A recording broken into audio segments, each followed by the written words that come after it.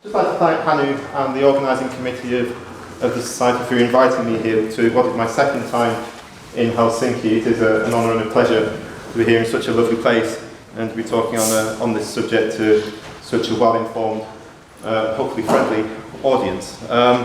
It's also interesting as a British person talking about the creation of boundaries, and but this time not to do with Northern Ireland and Brexit, but to do with the Middle East. And thankfully I don't have to have a visa to come here yet either, but maybe next time. I've been asked to talk about boundary genesis and creation, and there is quite a lot of literature going through over many decades about boundaries and borders in the Middle East. They are two different things. A boundary is a legal concept. A boundary is legally a line of no width that separates states or territories delineated, demarcated, etc. Whereas a border is the spatial areas that either side and have all sorts of social, political, economic, cultural dynamics going on, and we get different sorts of borderlands depending on different areas. Within the literature on boundaries and borders, there's often a debate about the exceptional Middle East, the peculiarities of the Middle East, and we get that in terms of the state and the peculiarities of the Middle Eastern state, of course, which has been largely discredited. And also, too, I think, we've moved on from talking about the exceptional Middle East in terms of their boundaries as well. But why were they considered to be, these boundaries and the way that the Middle East having constructed boundaries considered to be exceptional? I think firstly within the literature, and this is sort of coming back a little bit in some ways, there was a throwback to the way that Islamic notions of sovereignty were exercised, that sovereignty was about the people, the person, the community, not necessarily about the space and the territory. And we'd see that the authority, the sovereign authority of the centre would gradually dissipate into nothing, and then something else would start. So the whole concept of a boundary was quite alien, and instead you had borders that would be rather changeable.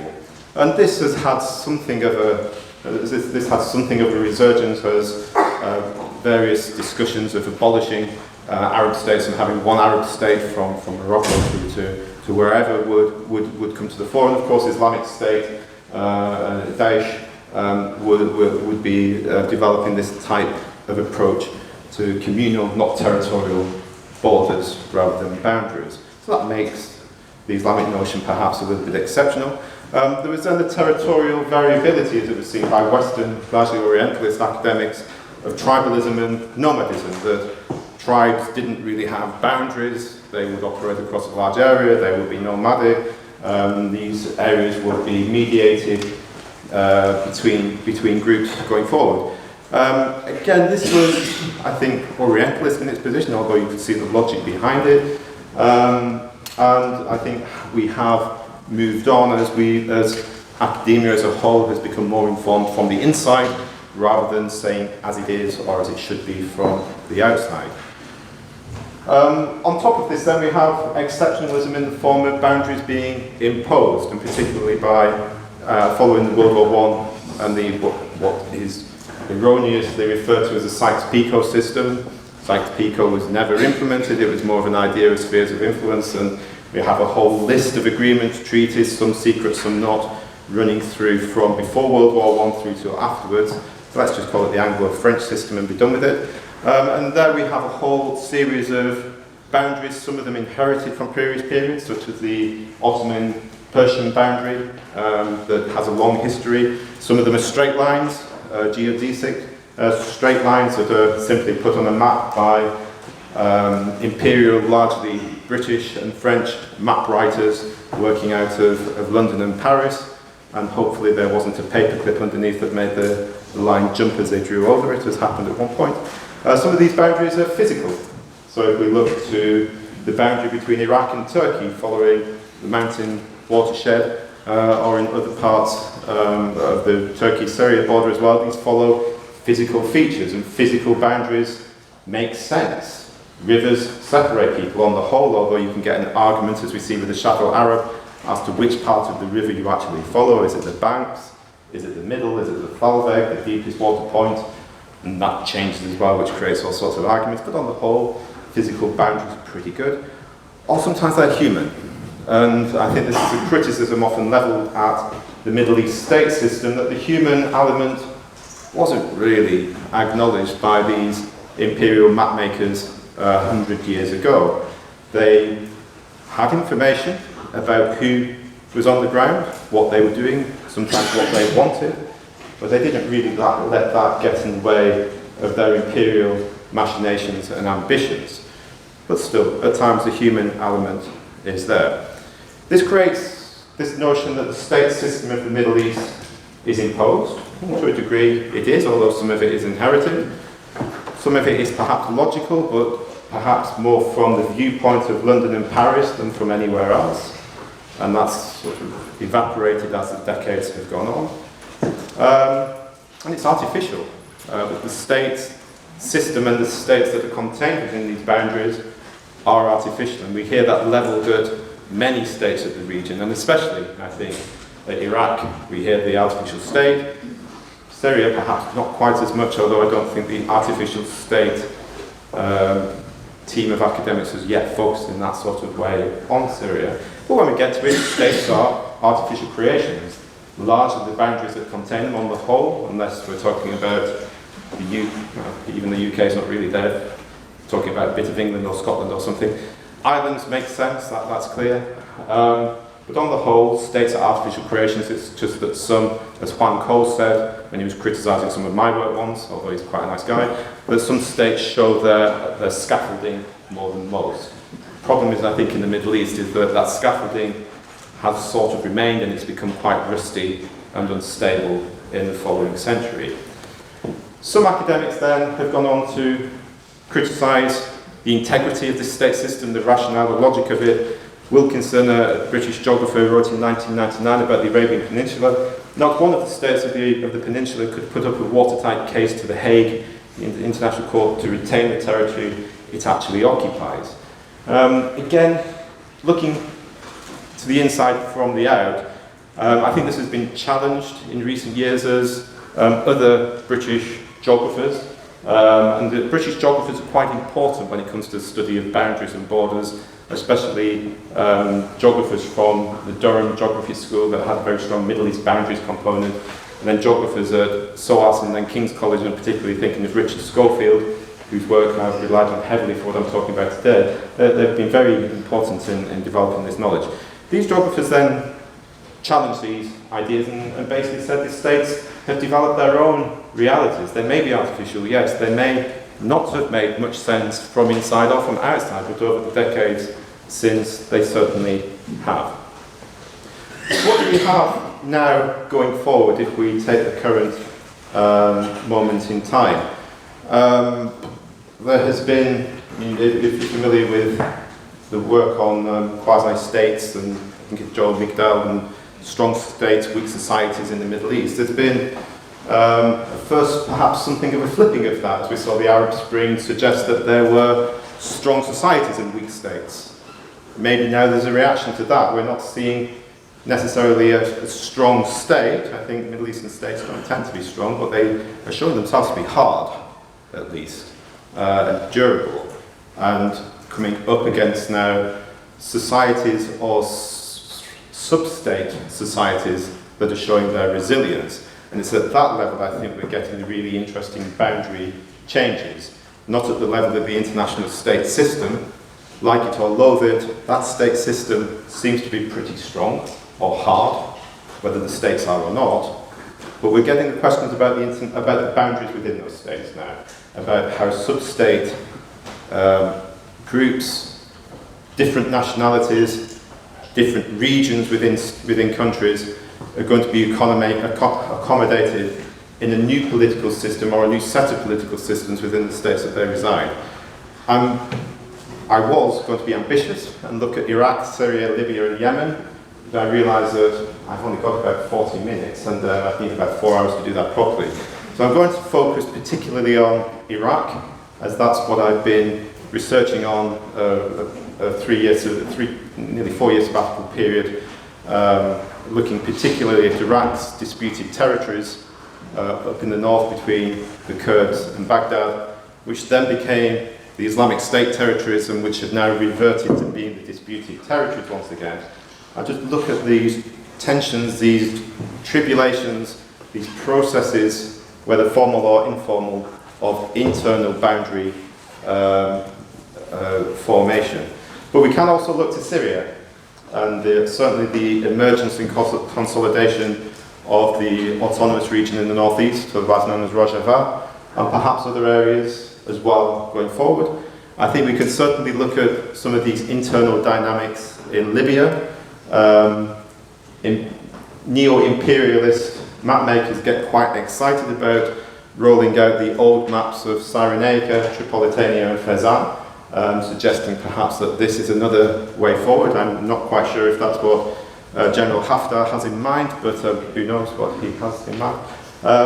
But I think there is an interesting discussion to be had about Libya as well. And of course Yemen, as we see, of course, the position of the Houthis and the nationalist government, but also now the very clear rise of southern, or more accurately eastern secessionism, in the form of the Southern Transitional Council and the support they're receiving from the UAE, and the possibility that we could be seeing some form of internal division and a new boundary emerge in Yemen sooner or later. But I'm going to focus on Iraq. It's too early for questions, don't worry. And I have some slides to look at Libya and Yemen if that's necessary. So just finish on this point. I mean, we're now 100 years after the state system has been created. It's not a long time. I mean, 100 years isn't a great amount of time. Boundaries, though, do change. They do move on, they do develop, they do evolve. And there is a line in the literature that's suggesting that the Middle East state system has had its day, and I think we need to at least acknowledge that that debate is there to be had, whether it's in Iraq and Syria, whether it's in North Africa or in other places. I thought I was being booted off already then. Okay, so if we get to the contest today of resilience, state boundaries are again hot. And by that I mean we've got Russian aircraft overflying Turkish boundaries and getting shot down, or maybe they were over Turkey, who knows, but they were close. We have borders being closed in North Africa. We have movements of military forces from the east of Libya to the west. We have Saudi, UAE and Yemen all getting excited along that boundary as well. We have ISIS removing boundaries and saying no to Sykes-Picot. Again, somebody needed to remind them it wasn't Sykes-Picot, but I wasn't brave enough to go there and do that. But removing that boundary, saying it doesn't even exist. We have Kurdistan challenging boundaries as well. So they're again important. And what we're seeing is the population movements, the refugee camps in Syria as well, are showing that the borders are again important, that this is all happening at the dividing points of these states. We also have maritime boundaries. The Middle East and the Gulf in particular, and the Red Sea as well to a degree, are home to some of the largest numbers of maritime boundaries that have not been agreed through the UNCLOS, the United Nations Convention on Law of the Sea approach.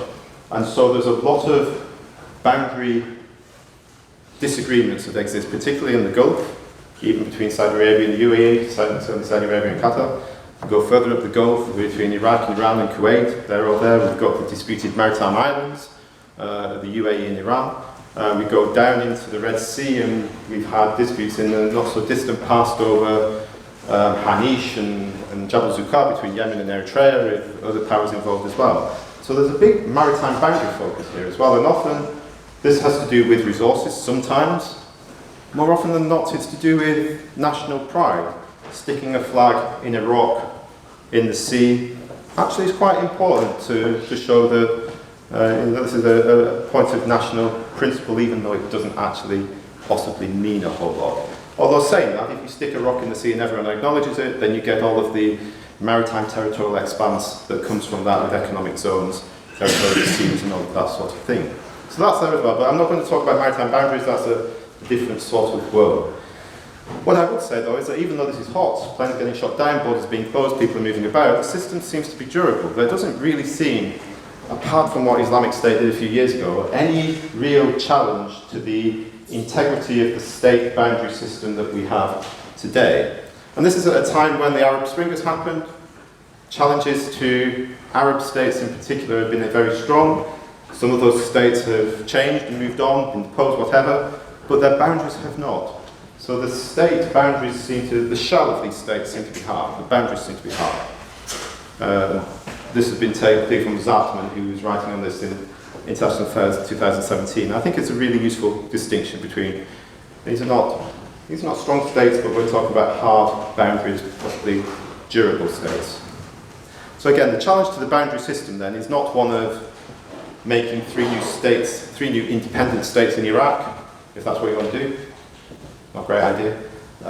Or making three new states in Libya, probably even more complicated, or having the Republic of Hadramaut emerge next to something Houthi further along. It's not about that, I don't think, but it's about how the extant states maintain their boundary system and how they organise themselves, how they organise their sovereignty, how they organise their administrative selves going forward, whether that's through autonomy, through federalism, through new regions, through new unions, through new consolidations or establishment of something more pan than we have now. So just furthering on the context of the post-Arab Spring state and transformation, we have the cracking of the hard state. And what we've seen within that has been the emergence of state and non-state specialities, as described by Richard Schofield. And this is quite obvious that we're seeing the emergence of minorities, regionalism, ethnic nationalisms, sometimes religiously based groups coming to the fore, challenging the centralised authority of the state. And what does that mean for the creation of boundaries? How is the other perceived? What are the boundaries like between them? There's been a challenge, perhaps to some degree, again going back to Wilkinson, of challenging post-colonial structural misalignments. Again, perhaps not as obvious as the cracking of the hard state, but still this feeling that some of the lines drawn after World War I perhaps are not still in the right place. I think sectarianism hasn't really played a role in establishing new boundaries, certainly in Iraq and Syria, partly because sectarianism in those places, and certainly in Iraq, seems to be a bit of a zero-sum game. That this is not about creating boundaries, this is about imposing a dominant narrative of the state across the state. But what we have seen in these places has been the emergence of ethnocentric and ethnicized dynamic, particularly with reference to Kurds, but also to others as well. In Iraq, we've seen also the Assyrian community getting quite engaged with the idea of autonomous regions and new boundaries. Even the Yazidis getting quite up for this as well, and who blames them? We've also seen, going back further than that, ideas from the Turkmen community to have Turkmen Ali, a Turkmen-dominated region that would include, coincidentally, Mosul, Kirkuk, and some very nice oil fields in between, which is sort of what the Kurds want as well, I guess. We've also seen regionalism emerge in Iraq. Whether it emerges in such a way that we'd also then see boundaries drawn from that, I'm not sure, but there has been the on-off idea of Baswari secessionism that again seems to be pretty much on again with the demonstrations and protests going on, that seem to be levelled at local government and central government at the same time. And will these ideas of Baswari distinctiveness come through in such a way now that sees Baswari saying, well, they are saying, I think, if it's good enough for the Kurds, why is it not good enough for us? So regionalism is also a pretty powerful dynamic. And I think if we go to Syria, yes, of course, we can sort of point to Rojava and what's happening there as a Kurdish-dominated initiative. It is. But I think they would also present it as a regional initiative, that this also includes within it Assyrians, Turkmens, Arabs as well, that all seem to be pulling in the same way of having some degree of autonomy in the northeast. Autonomy that is albeit heavily policed and controlled by the PYD and the YPG. But still, we're seeing that there. And I think it's the same in Yemen. We're seeing, again, this, I mean, the unification of Yemen happened in 1990 the peace treaty with the Saudis, and then the unification came afterwards. But this is a relatively young event that happened. And the idea of Hadramawti distinctiveness, of southern distinctiveness, of PDRY, never really going away, still is there. And this doesn't really matter if you're based in Aden or Mokalla or anywhere else, or Shibam or something. There seems to be a regionalism that is powerful in Yemen that has some deep roots.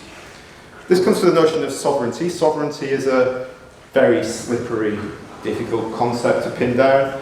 Krasner in 1999 called it organised hypocrisy in the way that it was conducted and structured. It could be disorganised ambiguity. Who is sovereign? How is sovereignty expressed and projected? I'm trying to develop an idea with a colleague of mine that it has de facto quantum features increasingly, that sovereignty can have, is pushing the science a little bit. I hope there are no hard scientists here because they hate taking their concepts and sort of butchering them as social scientists. But a boundary or sovereignty can have multiple features at the same time. It doesn't have to be one thing in time and space. It can have multiple characteristics and conditions. I think it's quite a clever way of arguing it myself. So it goes to this notion of sovereignty. We are getting away from the notion that sovereignty is centrally held, and from the classic definition of state power and sovereignty, that there is just one holder of coercive power within the state. Perhaps we're moving away to having multiple sovereign entities, perhaps in some sort of confederal setting whereby power is held sovereign in the regions and voluntarily given to the centre to construct the state, but could equally be withdrawn by the sovereign region if it so wanted. Perhaps that's the way we're going as well. But I think we're at the verge of seeing a reworking of concepts of sovereignty, away from the centralised traditional notions of sovereignty that have been held in the Middle East, to something that perhaps, dare I say, more European Union, it's a bit tricky saying that as a British person right now, maybe more collective, consensual, collaborative and confederal going forward. These challenges are coming from within. They're not starting from outside, although outside powers do get involved. Of course, this is the Middle East and they will get in it at whatever opportunity. We're seeing this coming in Iraq, particularly driven by secessionist tendencies in the Kurdistan region. These are tendencies that have a very old history going back to the establishment of Iraq. They have not gone away and they will not go away, even though the Kurds failed to gain a state following their referendum in 2017. And I think they're also coming from Basra as well, but they're also coming from other places. I think we're seeing perhaps, or we did see before Islamic State, and maybe we'll see it come back, some sort of regional, not separatism, but regional autonomy push from Sunni Arab-dominated states, provinces, including Anbar, Nineveh, Diyala, Salahuddin. In Syria, we're seeing it from the northeast in particular. Might we see it from Idlib as it becomes apparent, as we were talking yesterday over dinner, just how difficult it is to get any sort of control over Idlib going forward. Maybe the way forward is just to recognise it is damn difficult and leave them to it within a Syrian framework. Maybe that will happen there. In Libya, outsiders are talking about these three Ottoman provinces again, with one observer noting that there's much to suggest that Tripolitania is facing the Maghreb, that Cyrenaica faces Mashrek, and Fezant faces sub-Saharan Africa, but not a whole lot pulling them actually in those sorts of directions. So it's not happened, but there is a lot happening on the ground in Libya today with the military movements that seem to go, that don't seem to be terribly, that are not resolving situations either way. In Yemen, I think the dynamism behind the southern secessionist movement is very strong, and it's something that has taken people by surprise, but perhaps it shouldn't.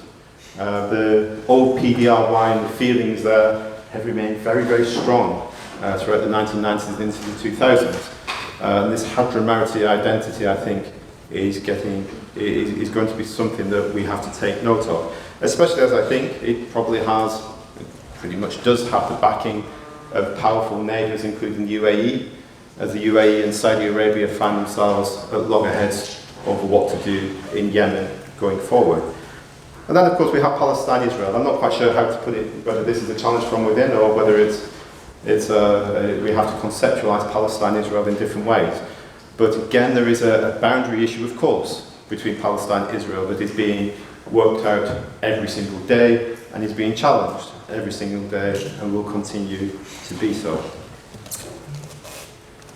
What I'm calling the first state building episode. I suppose the first state building episode was really the Ottoman Qajar period, but let's call this one the first state building episode. And it really has come after a period of the imposition of dominant nationhood on the control and narrative of the state.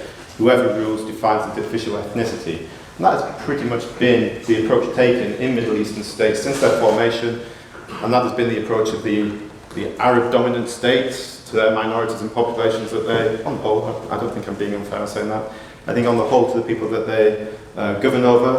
That has been the approach of the Turkish state towards its minorities, which Bill Parker I think is referring to there in particular. That has pretty much been the approach, I think, of the Iranian state and the Persian-dominated Iranian state, even though there has been more acceptance of the legitimacy of the Iranian state by the non-Persian communities that live there than there have of the Arab states that came thereafter by their minorities.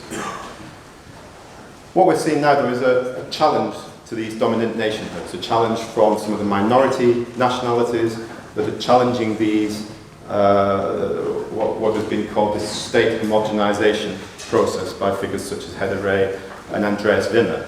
That this is a challenge to this 100 years of nationalist and homogenization of peoples that have been going on. And it comes at a time when, following the Cold War, of course, and we have to put it within longer sweeps of history, and weakening of central state power, and then opportune moments cropping up such as 1990, 1991, 2003, changes in the economic systems, and rise of different movements, Arab Spring as well.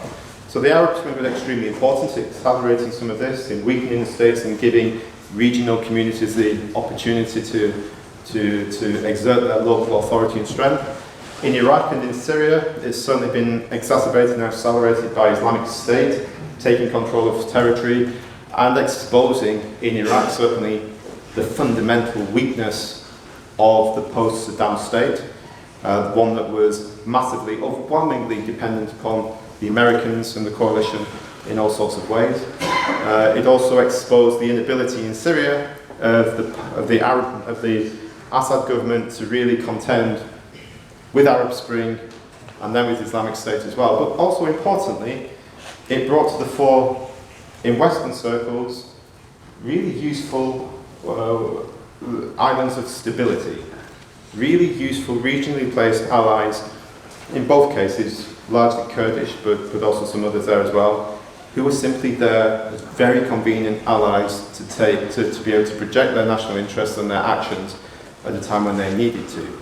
And so you got an alignment after Arab Spring and Islamic State of certain sub-state regional actors who developed strong bilateral relations with Western powers, including the KRG and Rojava particularly, with my case studies, that strengthened their desire and their claim to have their own control of sovereignty and establishment of boundaries. That alignment is really interesting. This is now confronted, though, by the return of the state. The state in Iraq nearly collapsed. It came pretty close to collapsing, but it did not. And what doesn't kill you tends to make you stronger. And the state came back with a vengeance against the Kurds after they overreached in 2017.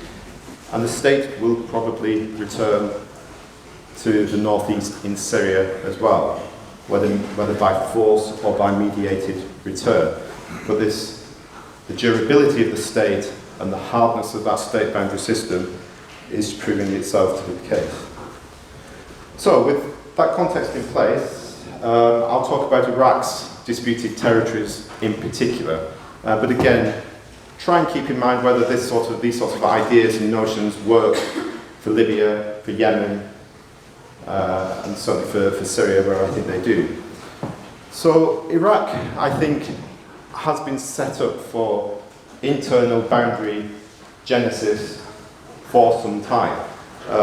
This really first came about in an unplanned de facto way in 1991, when, following Saddam's invasion of Kuwait in 1990 and his subsequent removal from Kuwait by the American-led coalition in 1991, Saddam's forces were withdrawn. They weren't expelled from the north of Iraq, they were withdrawn by Saddam on October the 26th, 1991, my birthday, so that's why I remember it. They were withdrawn in an attempt to put the Kurds under pressure. To stop them rebelling, they had their Rappareen, the Intifada in the north, to put them under pressure and also to lay a trap.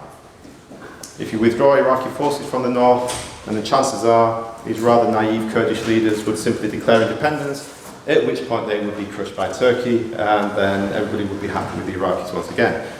The Kurds were a little bit more clever than that though, and they didn't declare independence. They held multi-party elections for a regional assembly. They then formed a local authority, the Kurdistan Regional Government, which sat in Erbil and was divided between the two main parties. They then subsequently had a civil war, which lasted a few years, and then they developed two statelets. So we had two Kurdistan regions until 2003, but officially to 2006, and then they re-emerged again. But the north was full of other minorities as well. So we're not just talking Kurds in the north of Iraq. There's a large Christian community, of course. Of course, there are a very large Arab community. Mosul is in the north of Iraq, or in one of Iraq's, I'm not quite sure if Mosul is the second or third biggest city now. I always thought Basra was the second, but it seemed that when the eyes of the world were on it, Mosul became the second largest city. There you go. But Arabs are there as well, and increasingly also into the Kurdistan region. We have Turkmens, Assyrians, Yazidis, Shabaks and Kaki.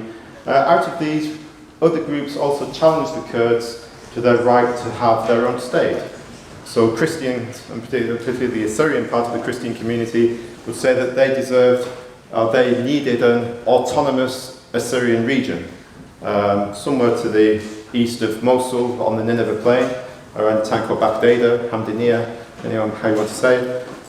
So they are into this idea of local sovereignty and boundaries around them, so they don't want to be controlled by the Kurds, but they're also not terribly convinced that Baghdad can protect them either, so let's be autonomous. The Turkmens too were pretty upset by the idea that the Kurds would get their own state, as they largely saw the Kurds as being usurpers in their own territory, as the Assyrians did as well. And so they presented a huge area of land which wasn't in the mountains. The Kurds could have the mountains and whatever was up there, but they would take this stretch of land which was the old Ottoman garrison towns, running from Mosul, Altun Kupri, Kirkuk, Tuzkomatu, Hanakin, those sorts of places.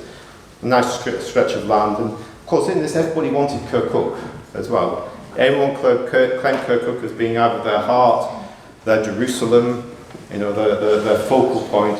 And it's interesting. It would be interesting to ask if Kirkuk was held in such high regard if he didn't sit on one of the world's biggest oil fields. Maybe I'm being cynical, but I'm not quite sure whether the Kurds would be so keen to have it, or Baghdad would be so keen to fight for it if it wasn't sat on that.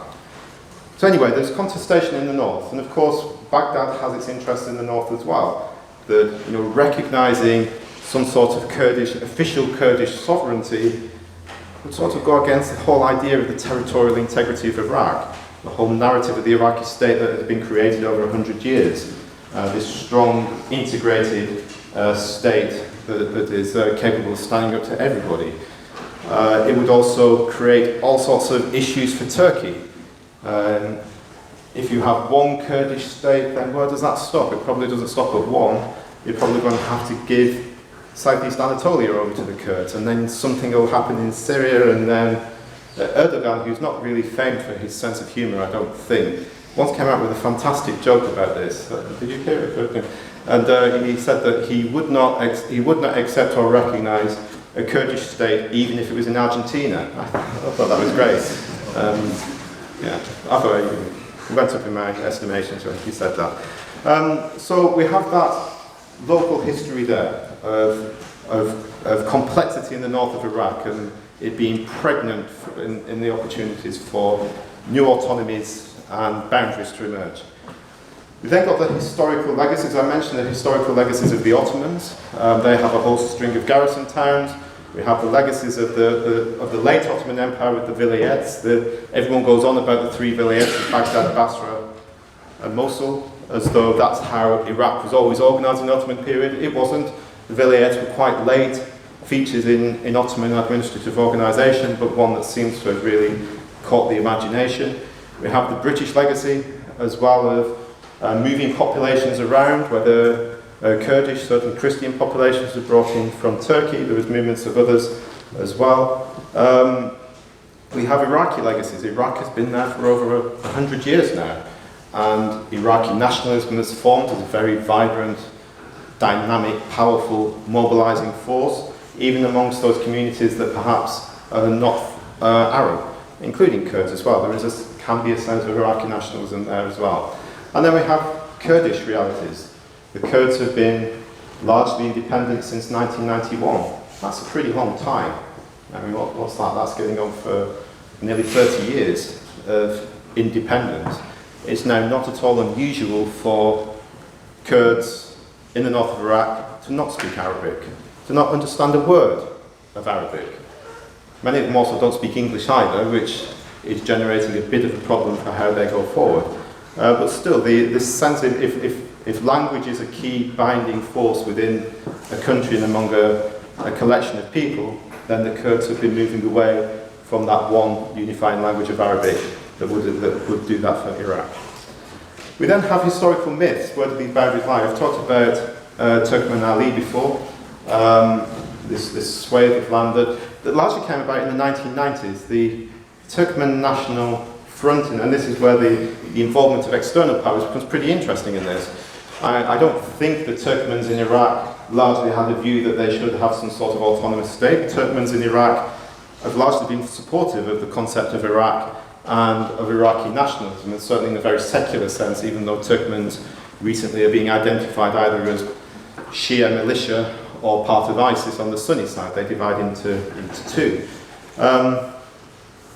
The idea of a Turkmen entity really came as, I think, as a reaction driven by Ankara among the rather nationalist Iraqi Turkmen front to challenge the Kurds.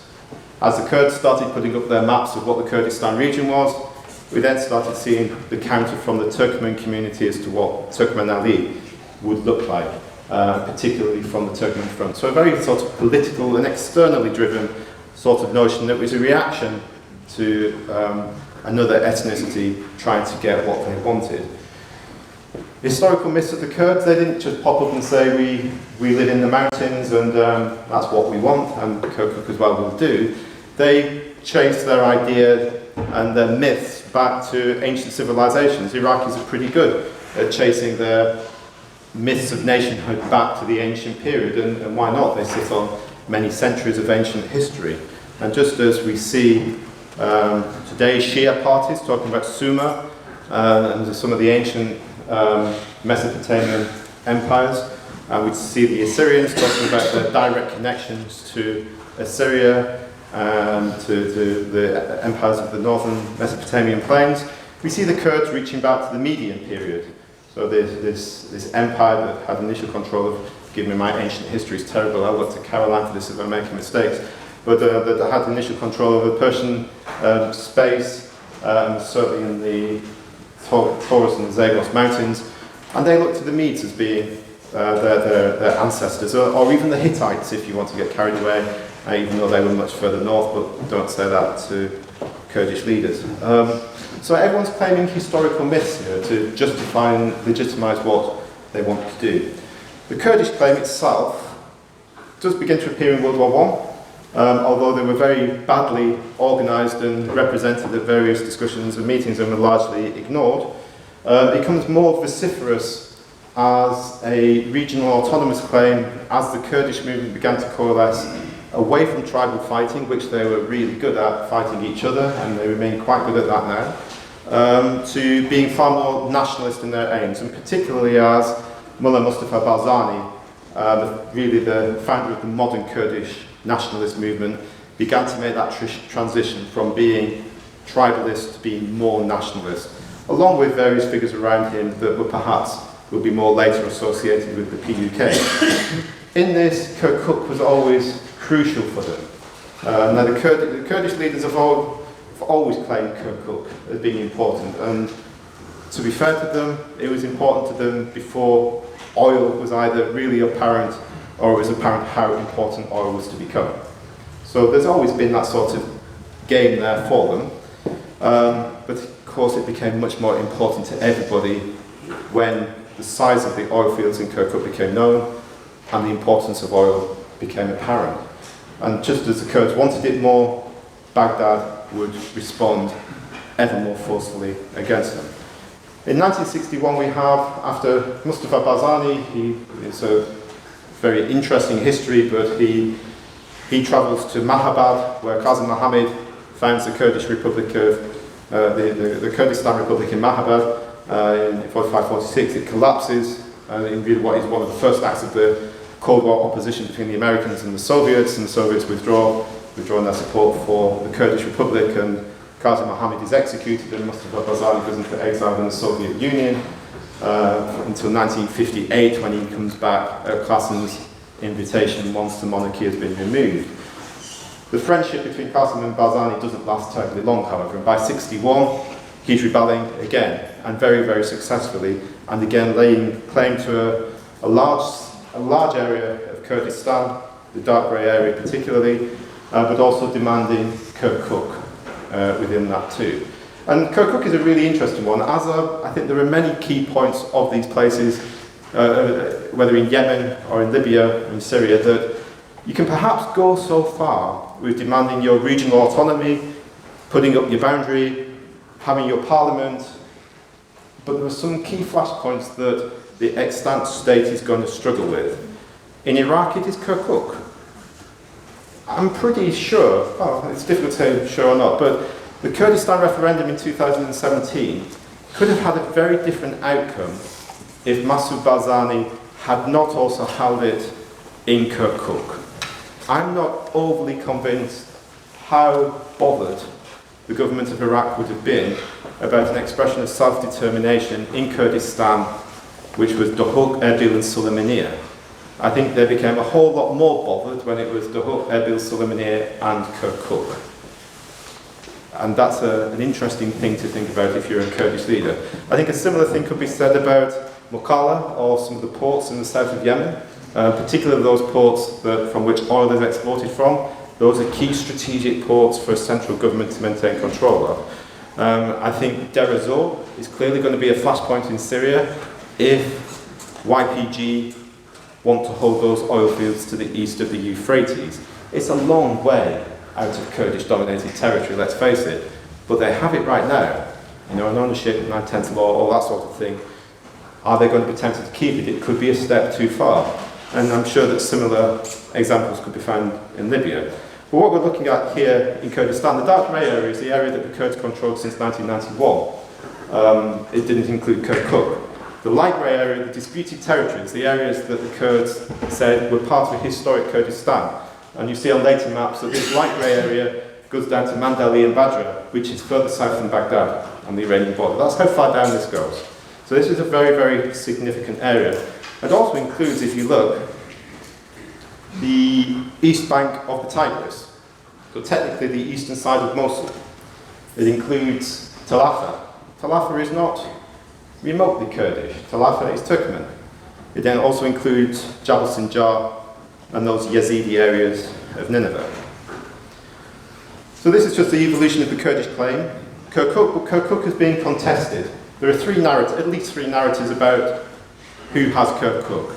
There's a Kurdish narrative, it's always been theirs. It is, Imam Jalal called it the Jerusalem, he called it the heart really, but one time he called it Jerusalem and regretted it, as he was pretty much battered. I'll need more than that, but it's all right. Turkmen claim it, of course. They say that they were the original power holders, mercantile class, business elite, everything in Kirkuk that goes back to the Ottoman period. And the Arabs, of course, also claim it as being an integral part of the Iraqi state, and they have a right to it because it's in Iraq anyway. So three narratives that can't really be resolved. We have the revolution of Mustafa Barzani, where he's demanding Kirkuk constantly, and by 1970, and the second Ba'ath government that is strong but weak in the north. He is visited by Saddam Hussein, who presents him with a blank sheet of paper and says, "What do you want?" And Mullah Mustafa sketched out the March Agreement, March 11th, 1970, which basically sets the parameters of the autonomous Kurdish region that we sort of know today, which goes back to the Bazaz Declaration of 1966, so there is some precedent within Iraq for this anyway. And again, he's demanding Kirkuk. Saddam in a weak position, sort of fudges it. He doesn't say yes, he doesn't say no. As he's going back, his hit squad tries to kill Mustafa Barzani with some bombs and stuff, and so, you know, it's good old-fashioned Saddam-style politics. Mustafa Barzani survives and doesn't seem too offended by this assassination attempt. But more what he is offended about is that the March Agreement is never implemented fully. Instead, Saddam plays for time. He's playing for time to get stronger, and this is a pattern of Baghdad-Erbil or Baghdad-Kurdish relations, that Baghdad will give, or be seen to be giving to the Kurds when they have to, but as soon as they're strong enough, then it gets wheeled back in. And this is what happened in 1974. As the autonomy law was imposed without Kirkuk, we get that dark grey map comes about, and Saddam basically controls the... Kurdistan is autonomous, but it's under Saddam's control. After that, we get the Anfal campaign. We have subsequent Kurdish rebellions, the formation of the PUK, the involvement of Iran and other powers, including Israel as well. Saddam responds by depopulating the Kurdish countryside, removing the men, placing villages in new settlements, collective settlements, perhaps as many as 180,000 killed, according to Human Rights Watch. Basically, a genocide took place in the north of Iraq.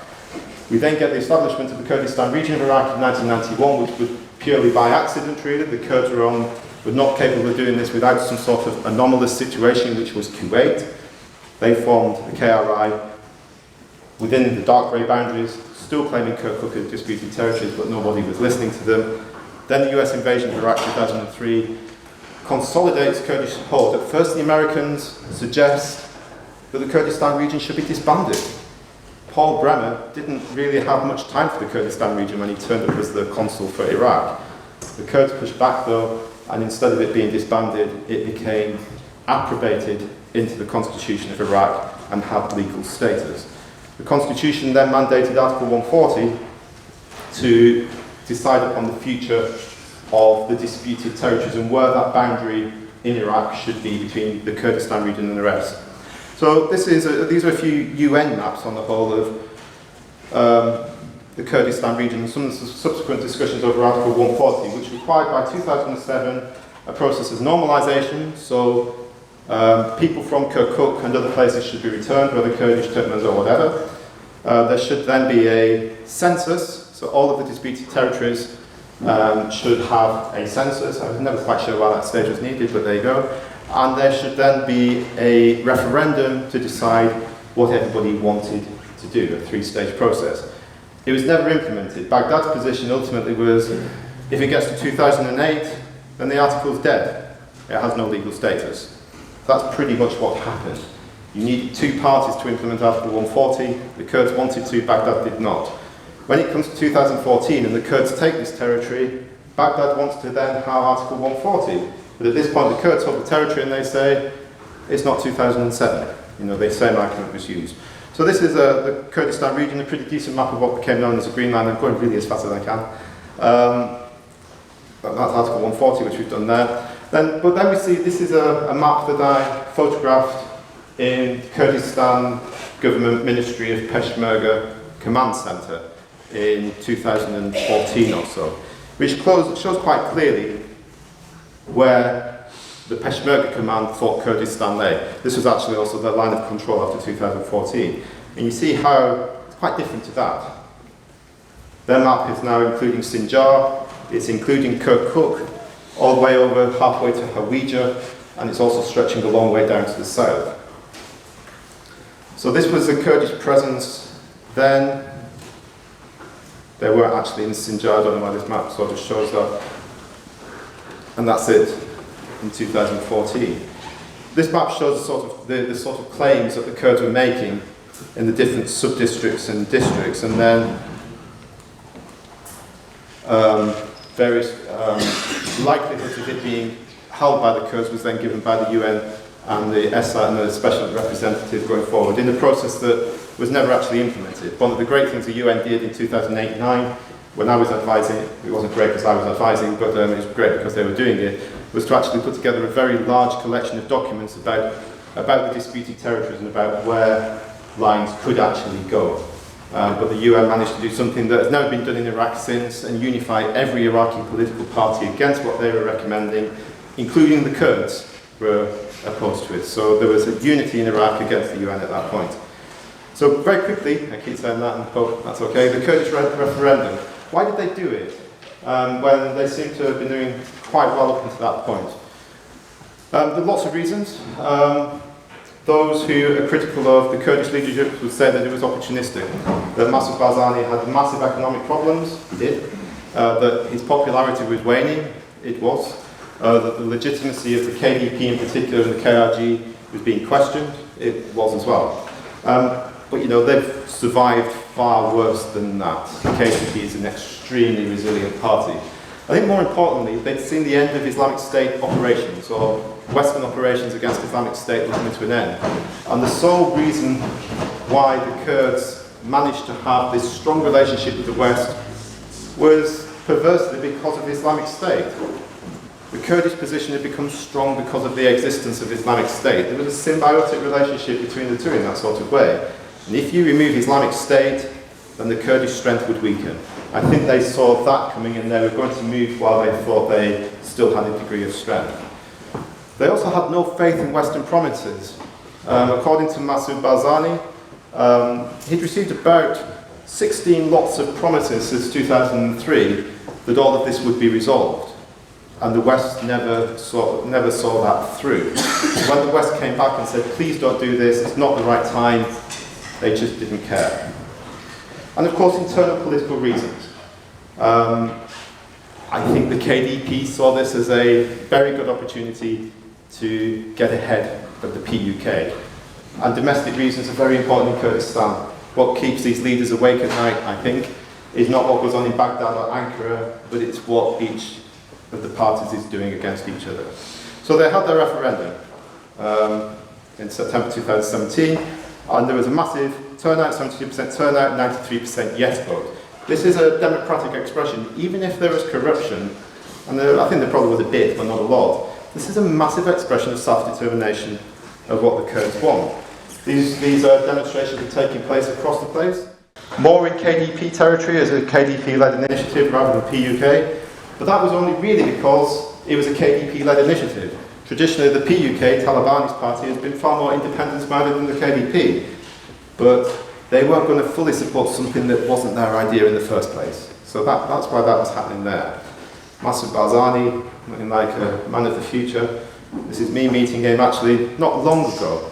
And what I was asking him here was, do you regret the referendum? And he is absolutely adamant that there was nothing to regret at all. Now you might disagree with him, most people do, but he makes the case that if the referendum had not been held, the position of the Kurds today would have been much weaker than it is now. That it wasn't a failure. How can it be a failure when you have 72% turnout, 93% yes vote? As an expression of self-determination, it was a massive success. Where it has not yet succeeded, he won't use the word failed, but he said where it has not yet succeeded is that it has not delivered the independent state. But it might do. He's sort of having to play the long game here.